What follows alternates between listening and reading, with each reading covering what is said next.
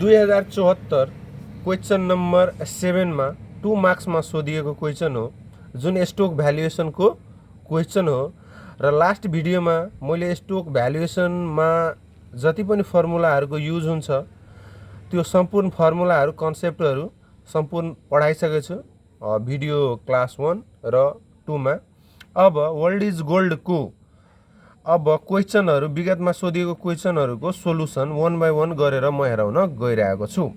अब जसरी यो क्वेसनमा what is the value of shares of stock of gamma company भनेको हामीलाई के सोधेको, what is the value of the shares of stock भनेको मतलब सेयर अथवा स्टोकको भ्यालु आजको डेटमा के छ, मतलब पी नोट P0 सोधेको छ।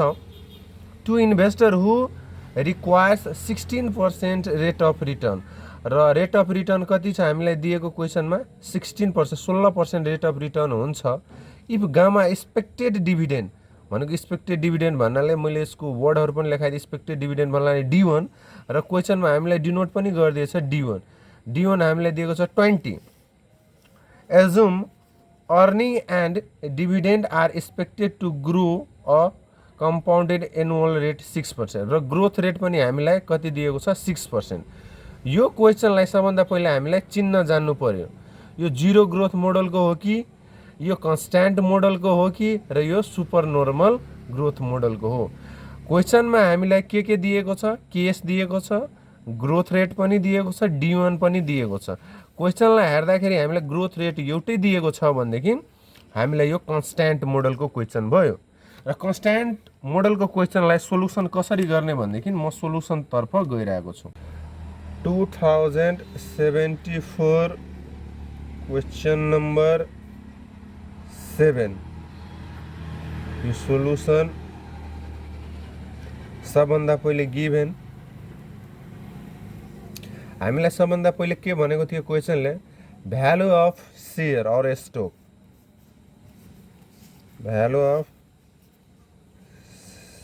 सेयर अर स्टोक जसलाई हामी P naught equal to what.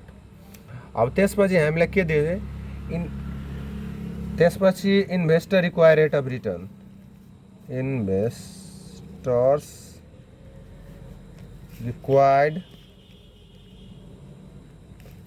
Rate of return जसलाई हामी केएसले डिनोट गर्छौँ र केएस हामीलाई दिएको छ 16% र 16% दिएको थियो। अब त्यसै गरी हामीलाई एक्सपेक्टेड डिभिडेन्ड दिएको थियो,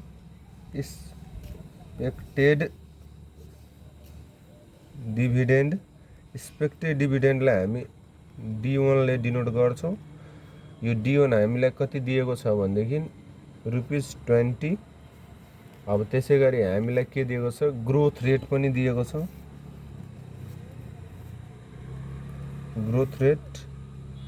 ग्रोथ रेटलाई हामी G अथवा GN लेख्दा हुन्छ। यो हामीलाई दिएको छ 6%। अब हामीलाई त्यहाँ P0 भनेको छ। कन्स्ट्यान्ट ग्रोथ मोडलको यो क्वेसन हो र कन्स्ट्यान्ट ग्रोथ मोडलको फर्मुला के हुन्छ, D1 divide by KS minus G। हामीलाई D1 अलरेडी यहाँ गिभन छ ₹20। अब केएस हामीले कति दिएको 16%। अब 16%लाई हामीले फ्र्याक्सनमा लेख्दाखेरि 0.16, त्यसपछि ग्रोथ रेट छ 6, यसलाई पनि फ्र्याक्सनमा लेख्दाखेरि 0.06। अब गर्दाखेरि ₹20 एज इट इज 0.16 बाट 0.6 जाँदाखेरि 0.10। त्यसै गरी हामीले सोलुसन गर्छौँ भने ₹200। यो नै एन्सर्स भयो। यो इजी 2 मार्क्सको लागि नै थियो। यति सोलुसन छ र यसपछि म अर्को सोलुसन गर्न गइरहेको छु जुन यस प्रकार छ। अब क्वेसन नम्बर 2 यो 2079 क्वेसन नम्बर 14 र हामीलाई यो क्वेसन 10 मार्क्समा सोधिएको छ र यो 10 मार्कको क्वेसन ग्रुप बी मा हामीलाई सोधेको हुन्छ र यो सोधिसकेको क्वेसन हो।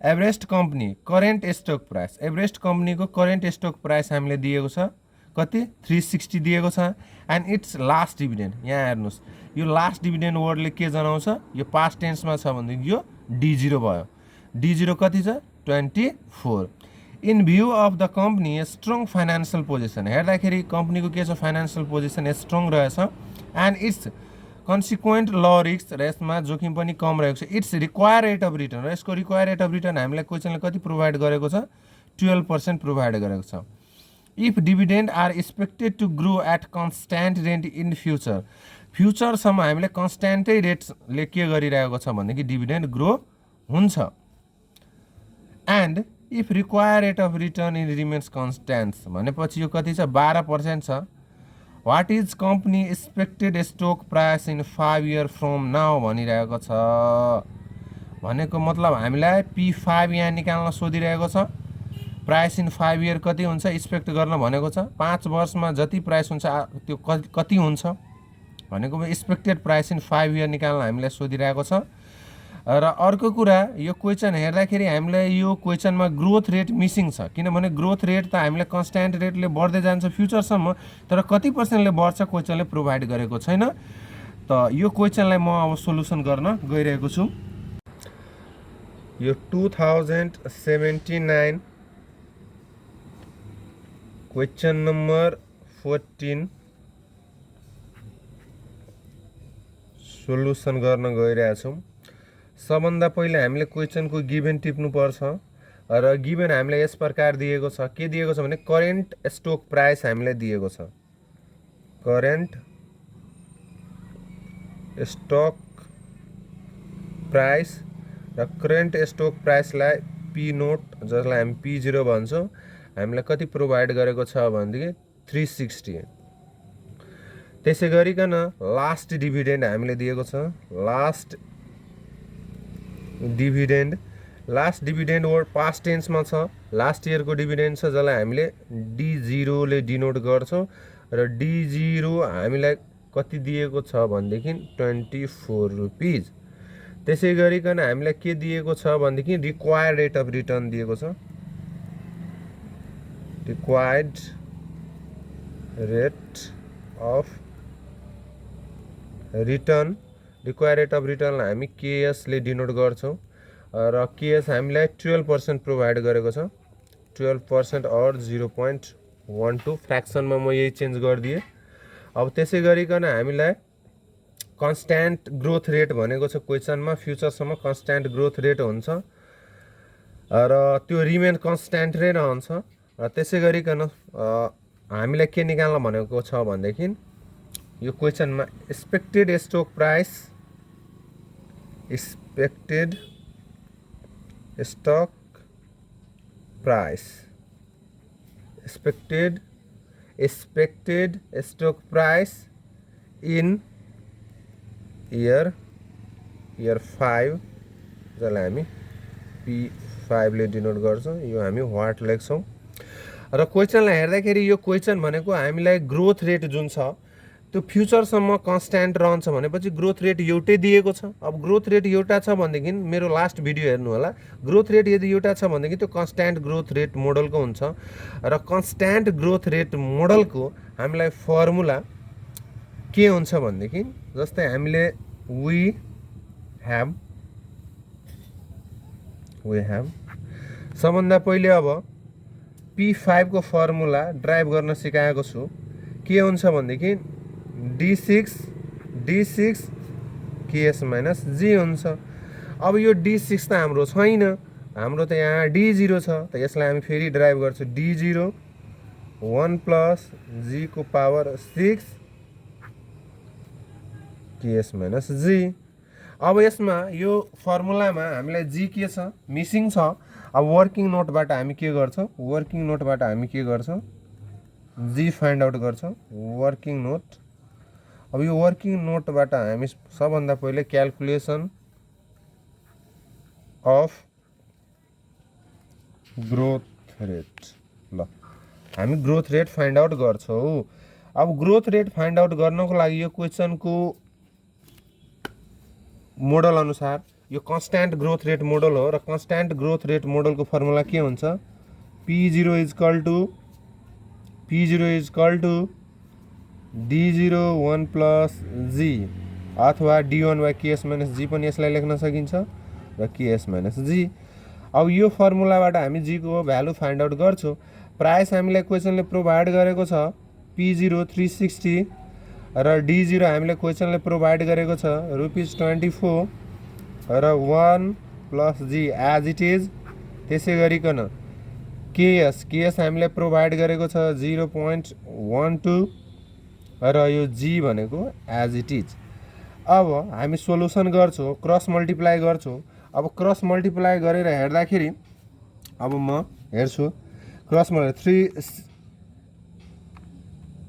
360 इन्टु 0.12 गर्दाखेरि यो ₹43.2 into 360G is equal two अब 22 ले फेरि हामी ब्र्याकेटमा मल्टिप्लाई गर्छौँ। यो ₹1 सँग मल्टिप्लाई 24 नै हुन्छ प्लस यो ₹24G भयो।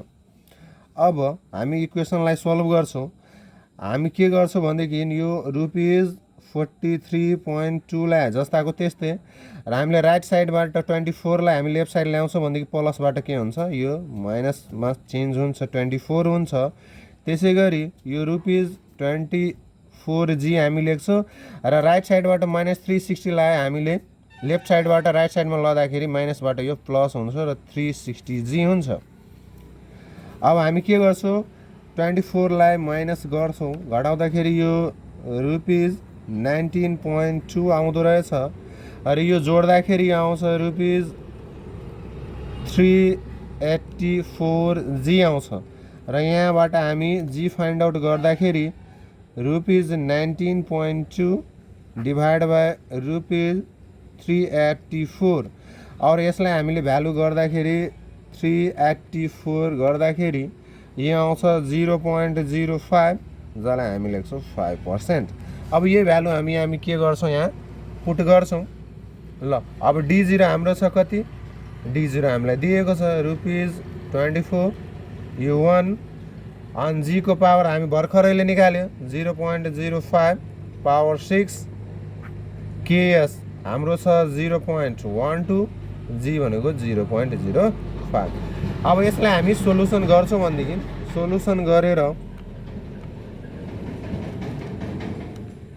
सोलुसन गर्दाखेरि